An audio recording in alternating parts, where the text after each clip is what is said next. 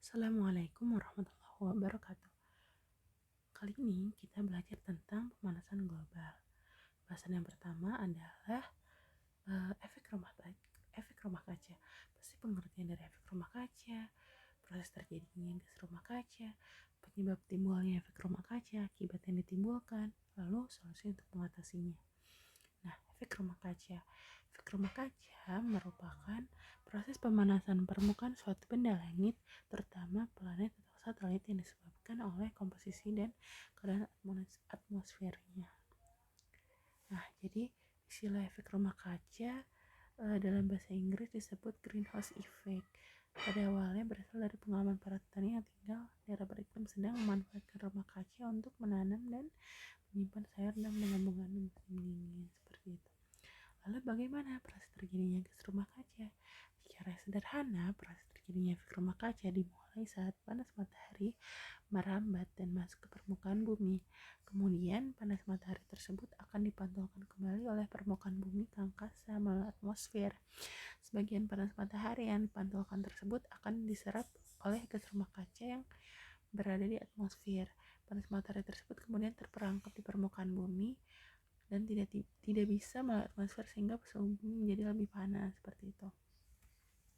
Nah, jadi penyebab timbulnya efek rumah kaca ini disebabkan karena naiknya konsentrasi gas karbon dioksida, ada gas-gas lainnya yang kayak CH4, N2O, HFCS, PFCS, SF6.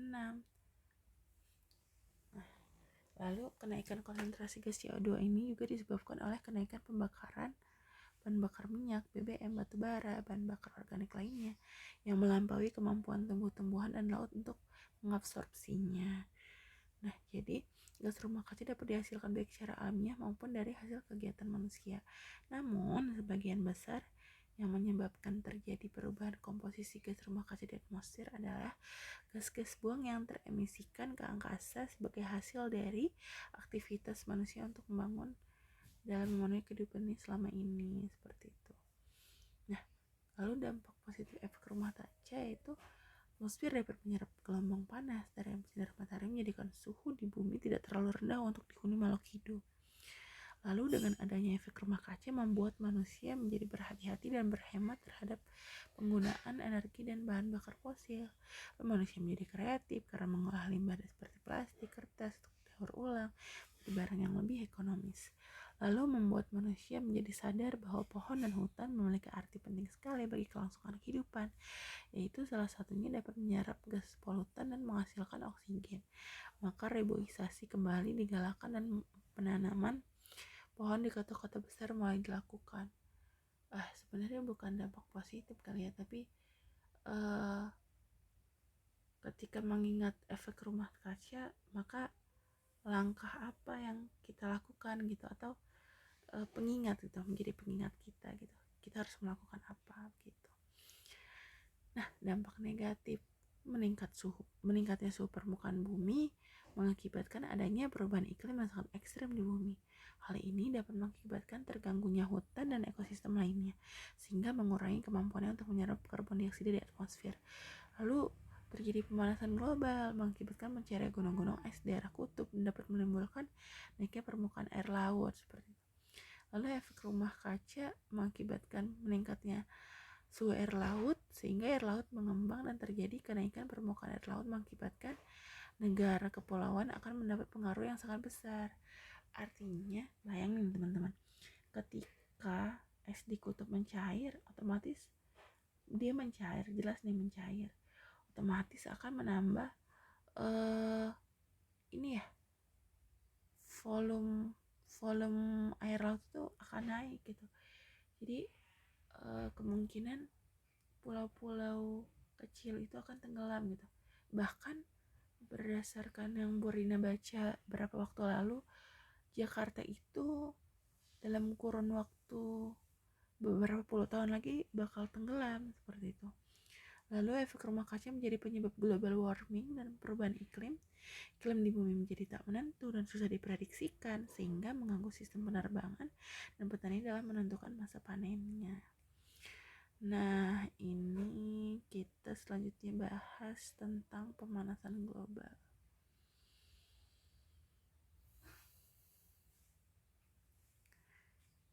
kita lihat nih, ketika panas matahari dilepaskan, lalu yang ada di bumi, hutan gundul nggak mampu dia menyerap CO2 di udara. Nah, sebagian dari radiasi yang dipantulkan, sebagian radiasi yang matahari yang dilepaskan masuk ke bumi, itu gini. Jadi ketika ada panas matahari yang dilepaskan, ternyata sebagian lagi radiasinya itu dipantulkan dan kembali ke luar angkasa, tapi sebagiannya lagi diserap oleh bumi, seperti itu. Nah, ada nih radiasi yang terperangkap oleh gas rumah kaca di atmosfer dan dipantulkan lagi kembali ke bumi. Jadi teman-teman, gas rumah kaca itu yang ditimbulkan adalah dia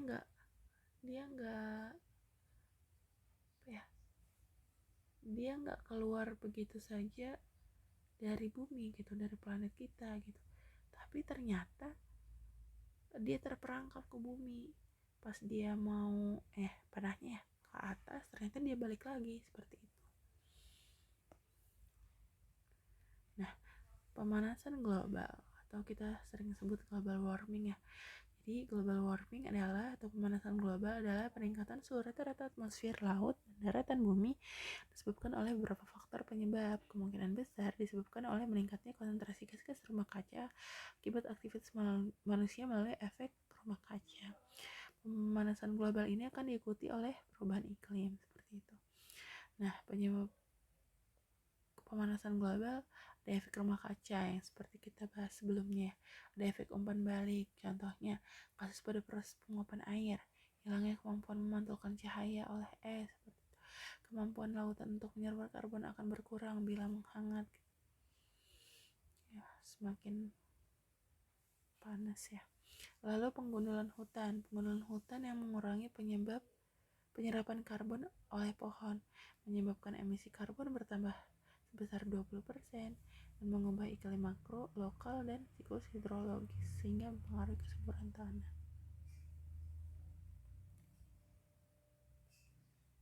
Seperti itu. Lalu dampak pemanasan global jelas. Yang pertama yaitu iklim mulai tidak stabil. Ketika daerah kutub dan subtropis terjadi bumi memanas, bumi memanas, gas es yang mencair, daratan semakin mengecil karena efek dari dia es mencair, otomatis volume air laut naik ya, daratan jadi mengecil karena tenggelam, lalu temperatur musim dingin dan malam naik.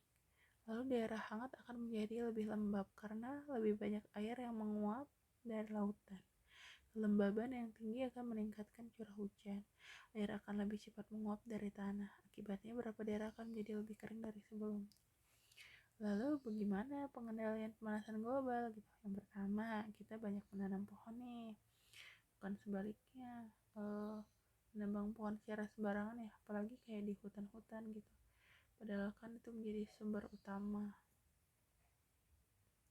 untuk menghasilkan oksigen gitu, untuk penyerapan air, seperti lalu bepergian dengan kendaraan yang ramah lingkungan, saya sepeda gitu, atau setidak-tidaknya melakukan efektivitas penggunaan kendaraan gitu, bisa jadi dengan menggunakan kendaraan umum. Lalu gunakan elektronik yang hemat energi.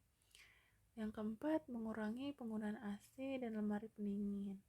Lalu yang kelima, daur ulang sampah organik. Yang keenam, kita bisa memisahkan sampah kertas, plastik, kalau nggak dapat daur ulang, seperti itu. Nah, ini adalah skema proses pemanasan global. Yang pertama, cahaya tampak matahari sebagian dikembalikan ke angkasa, sebagian diserap oleh bumi yang dipantulkan kembali sebagai radiasi inframerah. Lalu yang kedua, radiasi matahari itu melalui atmosfer ya. Nah, yang ketiga, kebanyakan radiasi matahari diserap oleh permukaan bumi dan memanaskannya. Lalu yang keempat, radiasi inframerah dipancarkan oleh permukaan bumi. Nah, lalu yang kelima, radiasi inframerah yang dipancarkan kembali oleh bumi diserap oleh karbon dioksida di atmosfer, kemungkinan sebagian dipancarkan ke angkasa. Kita lihat yang A ya, jelas tuh arahnya keluar ke angkasa. lalu sebagian lagi kembali ke atmosfer bumi. Nah ini nih yang di B ini, maka terjadilah pemanasan global dengan siklus yang berlangsung seperti itu. Pencegahan pemanasan global kita bisa melakukan dengan reboisasi dan mengurangi pemakaian kendaraan bermotor. Salah satunya seperti itu. Oke, terima kasih. Assalamualaikum warahmatullahi wabarakatuh.